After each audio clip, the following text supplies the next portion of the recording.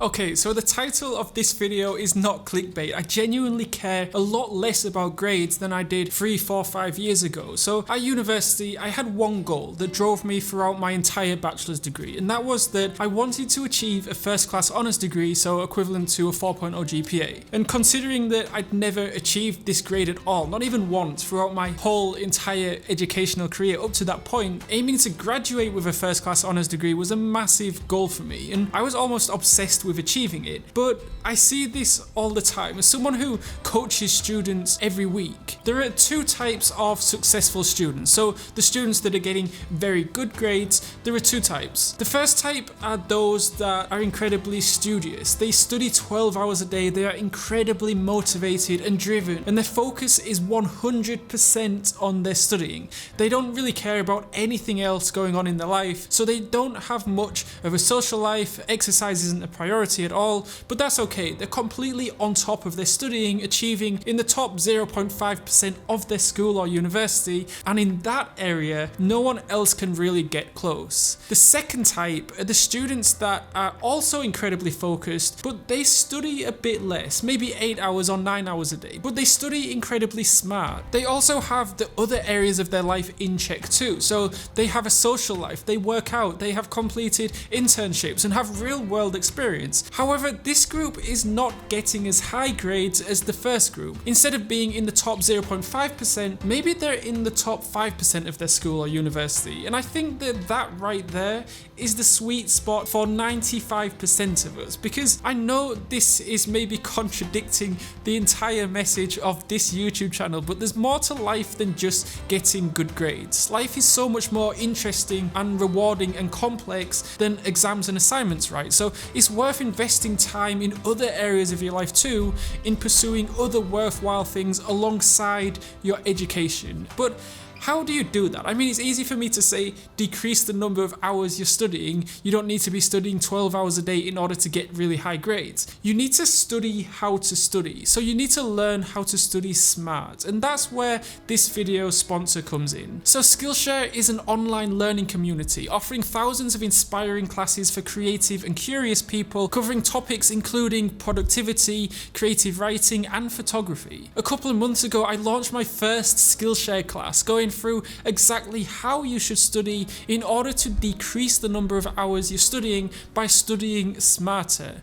And I know what you might be thinking, why don't I just watch your videos on YouTube, right? But in my Productivity for Students class on Skillshare, I go into far more depth than I ever have done in any YouTube video. And as a bonus, Skillshare is created specifically for learning, therefore there are no adverts. It's a proper 1 hour 40-minute class, not just a 10-minute video, right? Going through topics such as advanced information processing and the Pareto principle. And by the way, if you're not implementing the Pareto principle into your studying strategy, you absolutely should. But just in general, Skillshare classes tend to be far higher quality with better teaching. It's crazy value for money considering that you can access all my Skillshare classes for free, because the first 1,000 of my subscribers to click the link in the description will get a 1-month free trial of Skillshare, so you can start exploring your creativity today. So you should be aiming to continue learning outside of your formal curriculum too, really thinking about the kind of person that you want to become in 5 years time, in 10 years time, and then working towards that. And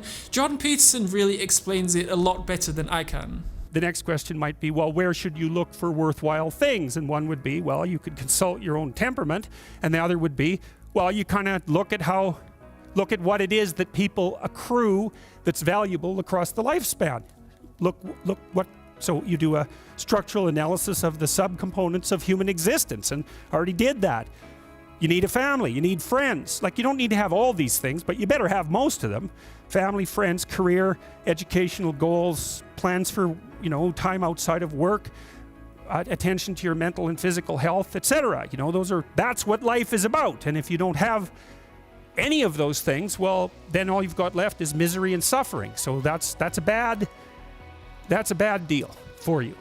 And what you should really be doing at university is trying to figure out what it is that you're trying to become successful at. So who is it that you're trying to be, and you aim at that. The term success is very ambiguous, and that can be a problem because when you're young and you're thinking about what kind of person you want to become and you're aiming for success, you need to be very clear with what you mean by it. You see, the traditional definition of success at university often correlates with grades, right? So the higher grades you're getting, the more successful a student you're deemed to be. And in the real world, success is linked with finances. If someone says that person is incredibly successful, it usually means they have a prestigious job or a well-paid job, right? But there's far more to success than money. So in my opinion, in my definition of success, if you like, there are 4 pillars: health, wealth, love, and happiness. And happiness is last because if you have health, wealth, and love taken care of, then happiness will follow. And these pillars are important because if you focus too many resources into one of these pillars, so let's say you focus too many resources towards your studying, then the other areas of your life will suffer. So for example, the Japanese vocabulary has the word karoshi, which means death by overwork. It's a very extreme example of when an individual is focusing too much on their work, consequently their health is being sacrificed, their love life would probably be suffering too, and I'm sure their happiness would be as well. It's like many people dream of being a billionaire, right? But what use is $1 billion in the bank if your health has deteriorated so much to the extent that you can't even spend the money? So out of the 4 pillars, the 4th pillar, happiness, is, in my opinion, the most important one, followed very closely by health, then love, then happiness. And happiness, for many of us, is essentially the ultimate goal in life. But you don't need to be ultra wealthy, in perfect health, and be surrounded by the most incredible partner and friends and family, because that's just not the case here. It's all about perspective. So you could have all the money in the world, but you're still not happy.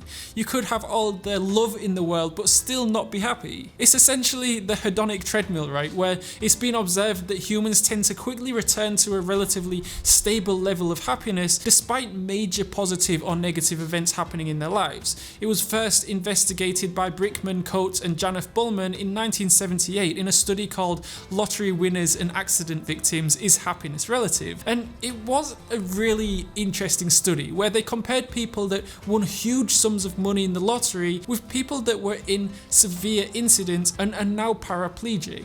And interestingly, it found that after the initial impact of the extremely positive or negative event, happiness levels typically went back to the average levels, concluding that people tend to return to the same natural set point after a significant emotional life event. So for the sake of sustainability, for the sake of your overall well-being and the well-being of the people in your life, for most of us, I think it's important that you don't focus too much on just your studying, but instead you focus on arriving at some kind of a balance between the 4 pillars for long-term sustainable happiness.